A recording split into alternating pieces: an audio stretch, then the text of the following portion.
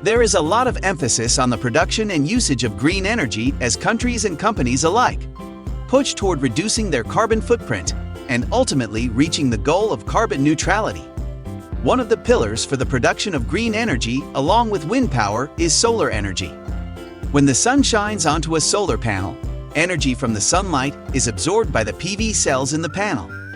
This energy creates electrical charges that move in response to an internal electric field in the cell, causing electricity to flow.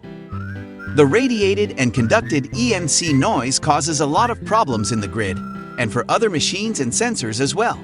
These problems include, but aren't limited to, residual currents in the grid, radiated noise, issues with the quality of the power, and common mode noise going back into the grid. The Blueferrite nanocrystalline cores absorb all the EMC noise, radiated, conducted, common mode, and differential mode noise. Along with this, the Blueferrite nanocrystalline cores have very low copper losses. The low copper losses result in improved power quality. All in all, using the Blueferrite nanocrystalline cores makes solar applications safer and more efficient. For more information, please feel free to contact us.